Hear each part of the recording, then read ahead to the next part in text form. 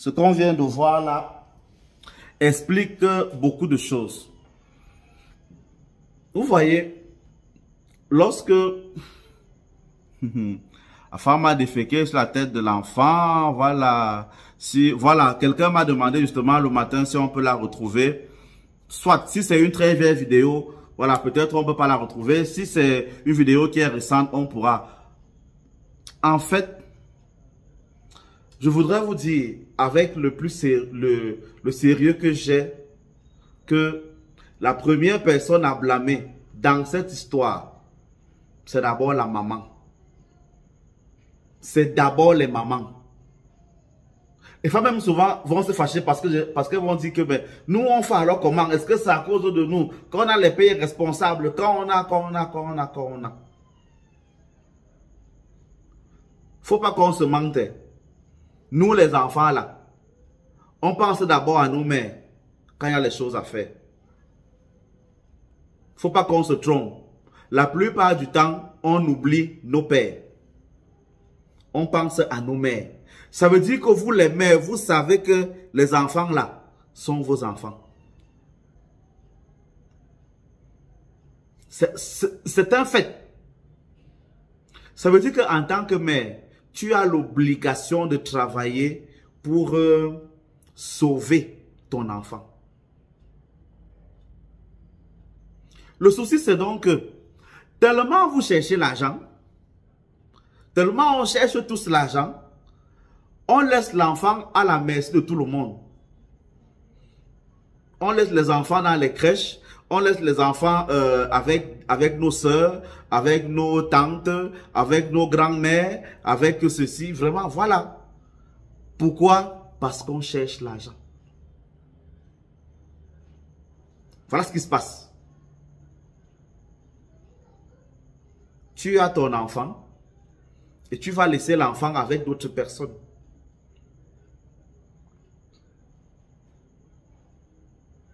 Et pour arriver au degré de saleté qu'on vient de voir, il y a souvent des signes avant-coureurs. Il y a des signes avant-coureurs. C'est-à-dire que malgré tous les sourires que tu peux voir, de temps en temps, tu vas quand même détecter quelque chose qui ne tourne pas rond. Tu vas voir que même quand tu es là, dès que l'enfant voit tel visage, l'enfant commence à pleurer. L'enfant tombe malade. Là, on dit que l'environnement va te signaler qu'il y a un problème. Comment toutes les fois quand mon enfant vient avec telle personne, il y a toujours un problème. Je vais toujours trouver que mon enfant est malade. Je sens comment l'enfant ne veut pas. Même s'il n'a pas la bouche pour parler. Vous allez voir. Je le dis tout le temps, pour ceux qui me suivent, vous l'avez déjà entendu au moins une fois, soit dans les prières que je fais, soit au cours de mes homélies. Quand vous voyez un enfant arriver là où je suis, dans le lieu que j'ai déjà travaillé pour m'occuper de vous, si vous voyez que l'enfant là pleure beaucoup, de deux choses l'une, soit c'est moi qui dérange, soit c'est l'enfant qui dérange. Dans tous les cas, lui et moi, on doit perdre au même endroit. Ça veut dire que l'enfant ne supporte pas rester là où je suis. C'est automatique, ça ne se discute pas. Pendant que vous voyez un enfant pleurer, vous voyez un autre enfant qui joue, qui peut courir partout. Ça veut dire que l'enfant est en phase avec l'énergie du lieu en question. Si donc tu dois laisser ton enfant quelque part, mais regarde d'abord ces facteurs. Quand tu arrives quelque part avec ton enfant, regarde comment l'enfant se comporte. Regarde comment ce milieu-là accueille l'enfant. Est-ce que vous avez encore ce genre de connaissances? Est-ce que vous appliquez encore cela? Il faut qu'on se dise la vérité. Vraiment, aujourd'hui, là, c'est vraiment question de vérité. On laisse le sentimentalisme qu'on a souvent là. Non, je ne vais pas laisser mon enfant chez ma grand-mère. L'enfant va te dire un jour que ma maman n'aime pas partir chez grand-mère. L'enfant va te dire qu'il est toujours malade quand il part là-bas. Avant de commencer à accuser que non, l'enfant est trop têtu, l'enfant est trop ceci. Prends la peine d'éduquer, de faire des recherches mystiques. Est-ce que je peux aller laisser mon enfant chez sa grand-mère? est-ce que ça peut donner? Est-ce que je peux le faire? Il y a des grands-mères qui gâtent leurs petits-fils. Vous devez le savoir, il y a des grands-mères qui gâtent leurs petits-fils. Ce que les bêtis appellent souvent cela, on nom pour cela. Lorsqu'on veut bloquer l'accouchement d'une jeune fille, on gâte sa peau, on met des boutons par-ci, par-là, et on ferme son corps pour qu'elle ne puisse pas accoucher. Ou bien on la possède. Vous pensez que qui fait ça? Mais ce sont les mamans qui sont en ménopause, avec les arachides. Vous devez le savoir. Ce n'est pas des blagues. Les bêtis appellent ça, en termes de puissance, le Ndiba, le Dip et la Kiaï. Voilà les noms. Et il y a ça dans toutes les cultures. Hein. Il n'y a pas seulement ça chez les bêtis. Il y a ça partout. Il y a ça partout. Je vous assure, il y a une femme que j'ai traitée qui avait ce problème. Et quand vous regardez les taches qu'il y a sur sa peau, vous voyez, les taches dessinent sur son corps une couche. Donc c'est un peu comme si on a mis, comment on appelle ça, une couche au niveau de son entrejambe. Vous voyez comment ça se dessine sur son corps. Ça veut dire que mystiquement, on a mis quelque chose là que rien de bon ne sort de ton corps. Ça ne peut se faire que, mais par les mamans du village, c'est tout. C'est-à-dire que tu vois comment sur son corps c'est dessiné. Il y a des traces là au niveau du nombril, comment ça tourne comme ça, en demi-cercle. Même derrière jusqu'au dos. Vous voyez comment ça tourne comme ça. Ça couvre uniquement l'appareil génital. Vous voyez comment les traces montent. Mais physiquement, vous ne voyez rien. Mais ça veut dire que mystiquement, on a mis quelque chose là. Elle porte une couche. Regardez même, vous qui êtes des dames, essayez de regarder les dessins que montrent les taches qu'il y a sur vos corps. Ça dessine quelque chose. Tu vas voir que peut-être au niveau de la face, ça fait un cercle comme ça. Tu vas voir qu'au niveau du sein, ça fait un cercle comme ceci. Et c'est jamais à n'importe quel endroit. Hein. C'est toujours au niveau des parties importantes du corps, au niveau du cœur. Tu vas voir, mais quand les gens parlent pourquoi le cancer de sein est souvent comme ça, toutes les femmes qui ont les boutons sur le corps, vous allez voir que toujours au niveau du sein, où il y a le cœur là, vous allez voir une tache quelque part là, ça dessine comme si c'est, je sais pas moi, un demi-cercle. Vous allez voir là, vous allez voir au niveau du dos, ça fait des zigzags comme ça. Amusez-vous à filmer ça et à dessiner ce que vous voyez. Ce sont des dessins, c'est pensé. Ça veut dire que sur le plan mystique, on vous a frappé. Et j'en parle parce que qui est capable de faire ça? C'est une femme qui est déjà ménopausée. Et il faut qu'elle ait le contact avec l'enfant qu'elle est en train de détruire. Ça se passe souvent que quand la grand-mère a fait ça, n'est-ce pas? Elle prend les arachides qu'elle a déjà travaillé. La plupart du temps, elle emballe les arachides là dans ses sous-vêtements. Quand donc elle casse les arachides là, même si l'enfant est en train de courir, donc une jeune fille en train de courir sur la cour, elle appelle que viens, on casse les arachides ensemble. Donc la petite fille sait qu'elle joue avec sa grand-mère. La grand-mère, c'est ce qu'elle a déjà fait. Hein? Prends ça, tu manges. Pendant que l'enfant la mange, la grand-mère est en train de parler. Dans ta vie, tu auras seulement un enfant. Voilà la graine. Dès que tu vas vouloir peut-être accoucher un garçon, elle casse la graine en deux. Le garçon là va mourir. Tu vas toujours faire simplement les filles. Tu vas faire... Elle gâte. Tout ça, l'enfant ne fait que manger. Mais l'enfant n'est pas conscient qu'elle mange sa malédiction. Un peu. La mère a déjà parlé. Et parfois, pour finir ça, si ce n'est pas le maïs qui est à côté, c'est autre chose. La grand-mère mange un truc, elle met dans la bouche de l'enfant. Terminé. C'est fini. Une histoire de 15 minutes. Quelque temps après, l'enfant commence à avoir mal au ventre. Dès qu'elle finit qu'au moment de saigner, c'est déjà qu'elle fait 6 mois sans saigner. C'est déjà que c'est comme ça que ça se manifeste.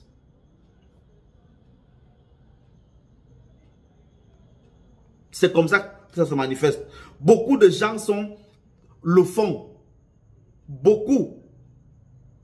Et en général, on ne fait pas ça au premier coup. Ça veut dire qu'il y a toujours... Je parle de signes avant-coureurs. Je parle de signes avant-coureurs. Permettez que je lise les messages et que j'épingle mon numéro s'il y a des personnes qui souhaiteraient se renseigner sur leur propre vie pour savoir si ils ou elles sont victimes de ce genre de choses. Mes enfants revenaient de vacances avec un lourd comportement après observation. J'ai dit stop. Mais justement, je vais justement arriver là. Comment Linda lui dit maintenant là? Mais c'est clair, il faut dire la vérité. Vous n'avez pas encore... Je prends une autre histoire vécue parce que dans mon cas, on a beaucoup d'histoires vécues. Vraiment, il faut le supporter comme ça. Une des parents que je vis, avec qui je marche tout le temps, sont allés prendre dans leur famille. Donc le papa est allé avec sa femme dans son village. Et là-bas, dans son village, un de ses cousins à lui a surnommé sa femme. Elle a donc dit, elle ne peut pas laisser son bombo au village là. Je vais donc prendre mon bombo et l'amener en ville. C'était là-bas après un balmaillot et tout le reste. Elle prend donc son bombo normalement. Elle amène l'enfant dans sa maison. Bizarrement, comme ils viennent prier chez moi, quand l'enfant là arrive, il commence à avoir les petits trucs à la maison, les choses qui se perdent. L'enfant d'abord tombe beaucoup malade. Quand il vient dans la prière chez moi, l'enfant n'a pas envie de communier. Le jour que l'enfant prend la communion, parce que chez moi, tout le monde prend la communion, du plus petit au plus grand. Même si tu as 2 jours sur terre, dès que tu participes à ma messe, tu prends la communion. Tu n'es pas d'accord, ne viens pas à ma messe. Ça, chez moi, c'est comme ça. Je considère la communion comme une puissance de vie. Tu ne peux donc pas venir chercher la vie chez moi et tu ne prends pas ça. Vos Bibles, il faut d'abord patienter la première communion. Là, moi, on ne connaît pas ça. Moi, je donne la communion, la première communion aux enfants dès leur naissance. Dès qu'un enfant naît, on le travaille, ce que vous appelez baptême. On lui donne le pain de la vie, ce que vous appelez première communion. On lui donne la protection directement, ce que vous appelez confirmation. Là, à la naissance, on n'attend pas qu'il ait déjà beaucoup d'âge. Donc, cette jeune fille-là donc vient chez moi, j'ai dit jeune fille, cet enfant, parce qu'elle avait 3 ans, quelque chose comme ça. Tout au plus, c'est 5 ans. Elle vient donc à la communion chez moi. Chaque fois qu'elle prend la communion, elle tombe malade. Et ce sont les autres de la maison qui disaient à la mère que, maman, chaque fois qu'on rentre de la prière chez mon Seigneur, là, elle rentre, elle dit qu'elle a beaucoup soif, elle boit et tout et tout. Un jour, donc, le père de la maison, qui est le frère de celui qui a donné l'enfant, a fouetté cet enfant jusqu'à l'enfant a dit que la nuit, mais les gens viennent souvent du village, ils me demandent d'ouvrir les fenêtres pour qu'ils entrent et viennent faire leur réunion ici au salon. Or, quand j'ai déjà pris la communion, là, je ne peux pas. Ça me rend lourde. La nuit, je pèse. Ils ne peuvent pas entrer. C'est comme ça. C'est comme... Voilà comment la fille l'a raconté. Ils ne m'ont pas d'abord dit au début, comme c'était déjà bientôt Noël, ils venaient tous les vendredis, ils faisaient les prières, ils faisaient les bains et tout et tout. 2 jours après les congés, le cousin, non, le vrai père de l'enfant, quitte au village. Il vient à Yaoundé, il dit qu'il rentre avec l'enfant au village pour les congés. Oh, sa fille lui manque et tout ceci. Il rentre avec sa fille au village. C'est à ce moment-là que les parents là viennent me rencontrer, me disent que voilà. Je leur demande que l'enfant là est où? On me dit, elle est au village. J'ai mis les mains sur la tête. J'ai dit, mais pourquoi vous l'avez laissé partir? Il dit, mais c'est son enfant. Est-ce qu'on peut refuser? Est-ce qu'on peut refuser l'enfant de quelqu'un? J'ai dit, mais on ne fait pas comme ça. Vous savez que la femme va revenir comment? Il fait d'abord me dire, non, je me suis un peu énervé. Après, de toute façon, je m'énerve même quoi? Est-ce que c'est mon enfant? Je vous assure, quand la fille là, et elle fréquentait ici, quand la fille là est revenue en janvier pour commencer le 2e trimestre, l'enfant là avait déjà tout oublié. Elle était déjà bête. Tout ce que tu lui dis même, elle parlait seulement en Ondo. Dès que tu lui parles un peu en français, elle ne comprend rien. Elle part à l'école, elle a seulement les 2 de moyenne. Elle dit que tout le 2e trimestre, la tête était vide. Voilà ce qui s'est passé avec cet enfant. Voilà ce qui se passe. Donc, pour vous dire que parfois tu peux laisser une autre histoire. J'ai dit qu'aujourd'hui là, je parle des faits réels, d'abord comme d'habitude. Une autre histoire, une autre famille. Je ne peux pas seulement donner leur nom parce que tous venaient prier ici chez moi à l'époque. Dès qu'ils ont commencé un peu à Brice, ils ont disparu. Ils habitaient, ils avaient passé là-bas leur maison familiale. Ils habitent là-bas derrière le, comment on appelle, le petit marché Odia. on a quelque part là-bas. Il y a un grand quartier quelque part là-bas. Je ne connais pas le nom technique de ce quartier-là, mais c'est quelque part là-bas qu'ils habitaient. Ils venaient chez moi, ils priaient, ils priaient. Un jour, leur père vient me rencontrer. Et il me raconte le problème qui s'est passé. Pendant que lui, actuellement, il est en retraite, mais un jour, quand il travaillait encore, il a laissé ses enfants aller en congé chez son frère. Vous savez qu'il n'y a pas le mot cousin dans nos langues maternelles. Donc, c'était son cousin. Un cousin même un peu éloigné, mais au village, ils ont grandi ensemble. Donc, c'était son frère. On dit seulement Magnang. Donc, il n'y a pas de cousin. Non, non. C'était mon frère. Et ils ont même grandi ensemble. Peut-être les gens qui allaient faire les 400 coups ensemble à l'époque. Ils disent, bon, mes enfants peuvent aller en congé chez lui. C'est ma personne. Voilà. Il laisse donc ses enfants aller en congé chez son cousin. Qu'est-ce que son cousin l'a fait? Un jour, il dit il s'inquiète de la propreté des enfants. Qu'est-ce qu'il fait? Il y avait 2 filles et un garçon. Qu'est-ce qu'il fait? Il a rasé à la fois les cheveux, les aisselles et les pubis des 3 enfants. Les enfants avaient peut-être 10-15 ans. Vous imaginez qu'une jeune fille dont elle n'a pas encore trop les longs cheveux, on lui coupe les cheveux, on taille les cheveux. Le même jour, on enlève les poils sur les aisselles. Lui disait que c'est pour la propreté. Après, elle se déshabille, on rase au niveau de son pubis. Il fait ça aussi au garçon. Et il fait ça aussi à la 2e fille. Et les enfants ont vécu cela. Bon, vous ne pouvez pas parler, c'est votre père qui fait quelque chose comme ça là. Quand les enfants rentrent donc des congés, ils racontent donc à leur père que papa, quand on était en congé là-bas chez tonton, voilà ce qu'il nous a fait, voilà. Leur père s'énerve. Et il appelle son frère que, mais comment tu me fais les choses comme ça? Comment? Son cousin lui dit que, mais dis donc, moi je veux la propreté des enfants, je voulais qu'ils soient propres. Et je demande au papa là que, quand tu as donc vu qu'on a fait ça à tes enfants, qu'est-ce que tu as fait? Il me dit, ah, j'ai seulement prié, je devais leur faire quoi? Moi, je connais quoi? J'ai seulement dit qu'on remet seulement tout entre les mains de Dieu. J'ai mis les mains sur la tête. Regardez comment donc on gâte vos enfants. Et les histoires comme ça, il y en a plein. C'est pas comme si je ne connais pas d'autres. Il y en a plein. Mon propre cousin. Non. Mais, ici là, mon cousin... Oui, tellement on a grandi ensemble parce que la soeur de ma mère, là, elle a accouché, là, presque mon âge. Cet enfant, bon, il m'appelle tonton, mais c'est mon frère. Cet enfant, mon cousin, sa mère l'a fait, son papa est décédé, donc il est resté avec sa mère. Sa mère l'a envoyé en congé quand elle était petite, dans une famille aussi comme ça, dans la famille de son père, à un moment donné. Pendant les vacances, on a déshabillé l'enfant, on lui a cassé le derrière. Tu parles de mon propre cousin, côté maternel. Quand l'enfant est rentré aussi en congé, est rentré de congé, il a raconté ça à sa mère, qu'il a mal aux fesses et le sang coule. Qu'est-ce qui se passe? Oh, il y a tel, il faisait souvent comme ça, il faisait souvent comme ça, il faisait souvent comme ça, il faisait souvent comme ça. Voilà comment la vie du garçon là est au sol. Au-delà, l'enfant n'a pas encore 15 ans. On a déjà sodomisé l'enfant, tu vas encore faire quoi? Tu vas faire quel miracle? Je ne compte pas le nombre de filles qu'on a violées sur recommandation ou alors sous planification de leur propre cousine. Que tel tu vas en congé dans ton village, ta soeur qui est là-bas est jalouse, elle monte le coup avec les gars du village qui viennent vous arrêter ensemble, mais ils te violent toi seul. Voilà ce qui se passe. Il faut dire ce qui est vrai.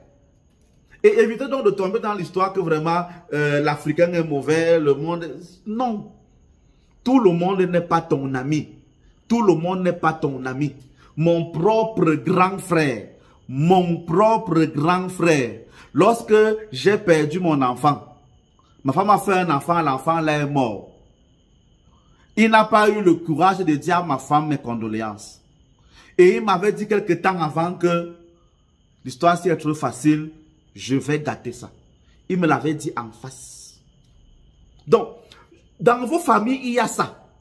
Tu ne peux donc pas te lever et dire que, quand je la compte comme ça là, tu ne peux pas te lever et dire donc non, ça c'est seulement comme ça, dans la famille de mon Seigneur, seulement comme ça là. Chez nous là, nous on s'aime, nous on nous a appris à nous aimer, maman nous a élevés. Comme voilà le discours des mamans de maintenant. Elles aiment souvent dire ça que non, moi je connais comment j'ai élevé mes enfants sont comme ça, mes enfants sont droits, oh ils vivent comme ceci, ils vivent comme cela. Voilà alors. Voilà vos choses. Il y a toujours des signes avant-coureurs. La nature avertit toujours lorsqu'un malheur va arriver. Toujours. Certains, comment on appelle ça? Les Bassa appellent ça le Ngambi. Les Mbamois appellent ça le Ngam. Les occidentalisés aiment dire la vision, la consultation. L'Africain ne marche pas sans consulter son devin. Vous consultez vos oracles, vos défunts quand? Vous êtes prêts à aller voir les prophètes dans vos paroisses tous les jours que Dieu a créés. Vous êtes prêts à aller voir les curés dans vos paroisses tous les jours que Dieu a créés. La dernière fois que tu as fait ta consultation, c'est un médium, c'était quand? Voilà, ça tu parles vraiment comme... je suis sûr que tu n'es pas l'heure du banc parce que c'est justement là, cet animal qu'on utilise. Vous faites ça comment? La dernière fois que tu es allé chez ton médium, c'était quand? Moi, j'ai déjà croisé les gens qui me suivent chez l'un des médiums chez qui je pars souvent. Je ne cache pas, puisque je ne pars en journée. Je ne pars pas la nuit. J'ai au moins 5 médiums. Au moins 5. Et je les vois chaque semaine. Justement, je savais bien que tu es mafia. Je vois les médiums que je connais. Je parle des 5. Au moins, je dis au moins une fois par semaine. Il y a les fois quand je pars là-bas. Façon, les gens me regardent sans que celui qui me regarde ici, il m'a déjà eu quelque part sur TikTok ou bien sur YouTube.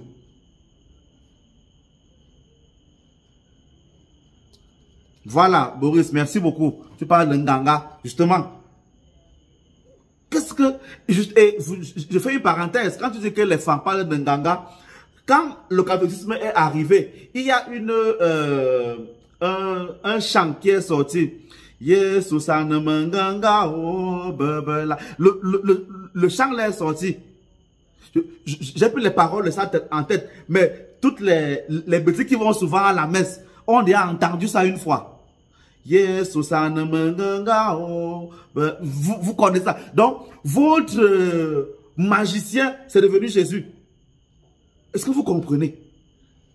La dernière fois que tu es allé donc voir ton devin, c'était quand?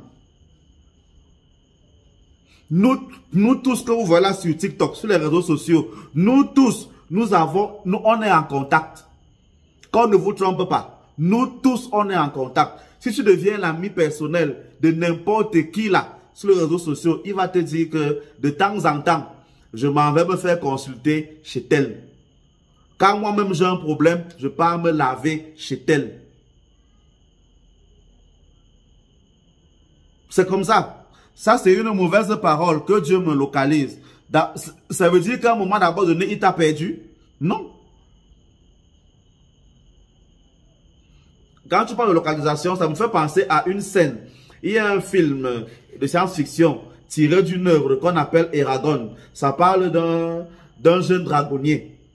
À un moment donné, le jeune garçon là a un dragon. Il s'énerve et il dit au dragon, je crois qu'il appelait Saphira, quelque chose comme ça là. Il dit, fous-moi le camp, disparaît de ma vie. Le dragon s'envole et part. Il fait même 6 mois sans jamais l'appeler. Après un jour, il tombe sur quelqu'un qui le forme. Et celui-là lui dit, appelle ton dragon. Il lui dit que mon dragon est parti, je l'ai chassé. Il lui répond que j'ai eu un dragon dans ma vie. Le dragon ne part jamais.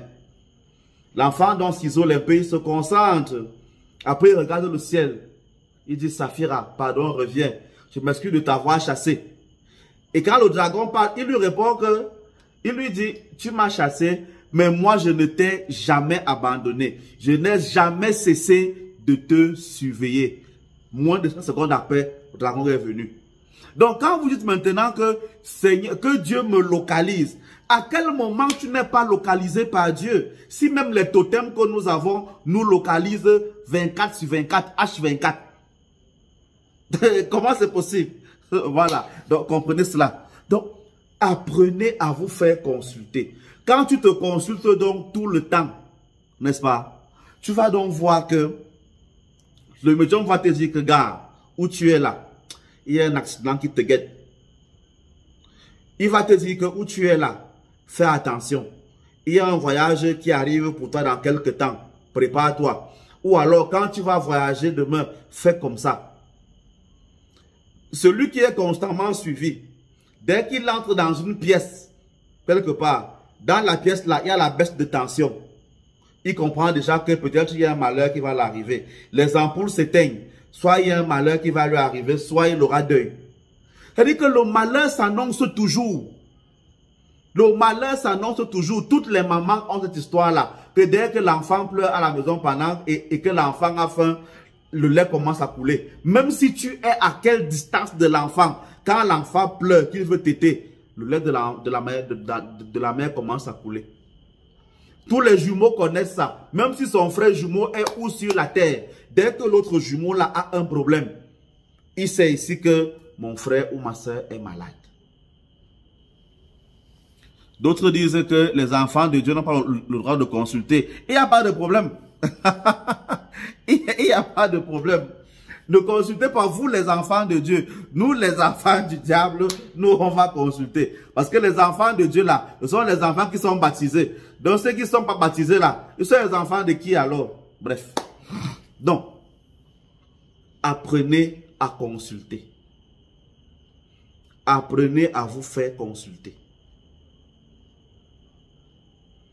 Au début de ma carrière, pour cette histoire, je ne peux pas appeler les noms parce que celui-là, c'est quelqu'un que je connais et il en avait parlé sur les réseaux sociaux. J'ai un ami avec lequel j'ai grandi, on est même ici et Flan ensemble. Il s'appelle Youk. On est des amis depuis, on s'est connus, on avait encore peut-être 12-15 ans. Envolé. On s'est perdu de vue. Un jour, il m'écrit sur Messenger. Il me dit, mon frère, je t'écris parce que si je me tais encore, j'aurai les problèmes. J'ai fait l'erreur de me taire une fois et j'ai un ami qui est mort. J'ai rêvé qu'on devait aller à un deuil. Je ne suis pas parti. Lui, il est parti. Il en est mort. J'ai vu ça dans le rêve. J'ai dit, Aka, c'est passé. J'en ai parlé à ma femme. La semaine d'après, le deuil là est arrivé. Le gars là s'est habillé, peut-être comme j'ai vu dans le rêve, et il est mort. J'aurais dû lui dire. Et Youk est donc venu m'écrire. Il me dit que, gars, voilà ce que j'ai vu sur toi. Voilà. Mieux tu ne gères pas. Ne dis pas que je ne t'ai jamais dit. Il me l'a dit. Donc, pour dire que le malheur ne se cache jamais. Quand moi, j'ai perdu mon enfant, dans ma belle famille, les gens ont commencé à faire le rêve que un enfant est né sans tête. 2 mois avant l'accouchement, mon témoin de mariage avait fait le rêve que nous tous on pleurait et que ma femme lui distribuait la nourriture. Donc le malheur s'annonce d'une manière ou d'une autre. Tout comme le bonheur s'annonce aussi. Tout ce qui est important s'annonce toujours. Le problème, c'est que vous n'écoutez pas souvent. La même Bible que vous lisez là, qu'est-ce que la femme de Pilate a dit à son mari? Laisse l'homme que tu veux torturer là. J'ai été très affecté à cause de lui en songe. C'est ça. J'ai le malheur, comme M. Boris Kwa l'a dit, il dit c'est tellement triste à quel point parmi nous on refuse d'ouvrir l'esprit. Je rencontre beaucoup parmi vous qui venez me voir qui êtes des médiums, mais qui ne veulent pas travailler. Il y en a qui me disent clair qu'ils aiment la fête. Tu vois, elle va te dire que gars, je laisse le vin, la boisson, la danse là à qui? Vos médiumnités là, vos rêves là, vos prières là, Gars, c'est pour vous là-bas. Fais-moi seulement mon beurre, moi et pas. Voilà la vérité. C'est ça la vérité. Il faut dire ce qui est vrai. Donc, vous ne consultez plus. Résultat, vous perdez ces, on va dire quoi, ces anticipations que la nature vous donne. Tu as envie d'aller quelque part, ton cœur pèse. Ça veut dire ne pars pas. Tu as envie d'aller rencontrer quelqu'un, ta main gauche démange. Ça veut dire ne pars pas. Tu as envie d'aller, comment on dit ça? Tu as envie d'aller réaliser quelque chose. Tu comptes ton pied gauche. Ça veut dire ne pars pas. Dès que tu arrives en route, tu commences à chercher les taxis. Ils te refusent. Tu ne t'énerves pas. Tu ne sais pas ce que les taxis là avaient et que tu laisses passer. C'est comme ça la vie. C'est comme ça la vie. Vous avez donc perdu ça. Résultat, lorsque ça vous arrive, vous dites, Seigneur, pourquoi tu as laissé ça arriver? Donc le Seigneur était là pour vérifier seulement ta part de vie. Il n'avait pas les 7 milliards d'êtres humains là à surveiller. Il avait seulement ta part de vie. Parce que toi, tu as trop quoi? Tu es trop qui? C'est ça alors. Donc, voilà. Il faut que vous l'entendiez. Je vais prendre le risque de montrer encore quelques secondes de la même vidéo tout à l'heure pour vous expliquer maintenant autre chose. Mais je résume en te disant, toi qui me regardes, que tu as l'obligation de surveiller ta vie. Tu dois faire attention aux réactions que toi-même tu sens quand tu as quelque part. Le jour où j'ai fait le voir bébé de mon enfant, pendant qu'on était au voir bébé de mon enfant, d'une certaine réunion, parce que j'ai reçu 2 réunions de mon voir bébé, pendant le voir bébé, j'ai senti qu'il y avait quelqu'un qui était mauvais. Je suis allé dans la chambre dire à ma femme que je sens qu'il y a une attaque et je pense que ça vient seulement de tel. Je vais faire les protections que je peux faire. Mais je ne veux pas que tel touche mon enfant. Sinon, je vais exploser et je vais gâter tout ici. Elle m'a dit, d'accord, je vais gérer. J'ai aspiré le malheur qu'on a envoyé sur mon enfant. Ça m'a fait aller vomir dans ma chambre. Je parle de mon propre enfant. Quelqu'un peut donc venir faire comme ça chez toi. Tu ressens ça. Mais tu dis non. Au nom de Jésus. Au nom de Jésus. Au nom de Marie. Et fais comme ça là. Pendant ce temps, celui-là gâte ton enfant. Pendant que tu es en train de pleurer là-bas. Au nom de Jésus. Soyez attentifs à ce genre de signes. Soyez attentifs à ce genre de signes. C'est l'enseignement que je vous donne. Prenez la peine de vous faire consulter tout le temps. Prenez la peine de vous faire consulter tout le temps. Ne laissez pas 2 semaines passer sans vous consulter. Vous avez bien l'argent pour aller dans les spas, dans les boîtes de nuit, dans les bars. Un maigre 5 000 par semaine ou bien par mois, ça vous coûte quoi? Vous avez l'argent pour boire les biens, non? Et pas une seule bière par semaine pour la plupart. Le même argent là vous permet d'aller rencontrer un médium pour vous faire consulter. Faites-le. Ça vous coûte quoi? Il y a les gens qui marchent avec moi. Ils font 6 mois sans jamais faire la consultation. Ils disent, mais mon père, il fallait regarder, tu me dis non. Je dis, mais, donc je n'ai que ça à faire, regarder dans vos vies. Non, mais il y a un problème. Viens me rencontrer officiellement, on fait une consultation et on parle de ta vie. C'est comme ça. Faites attention aux rêves que vous faites. Non, c'est impossible. On a certainement pris son visage. Je détruis ça. J'annule ça au nom de Jésus. Ok. Annulez alors. Bonsoir, bonsoir Anna. Comment reconnaître le bon médium? Je dis tout le temps à ceux qui viennent faire les prières chez moi que donnez-vous 3 mois dans tous les lieux de prière où vous allez pour regarder l'effet de ce que vous faites. C'est-à-dire, je m'en vais dans telle paroisse. Je commence à prier. Je fais tout ce que le prêtre dit, tout ce que le curé dit. Si après 3 mois, je n'ai aucun résultat, je quitte, je pars ailleurs. Voilà comment on reconnaît un bon médium. D'abord, tu t'informes sur la manière dont les médiums travaillent. Ça veut dire que tu ne vas pas arriver chez lui. Tu vas voir la croix renversée. Tu vas dire, non, tu t'informes. Donc, tu augmentes d'abord ta connaissance du monde des médiums. Première chose. Deuxième chose, tu regardes sa manière de travailler.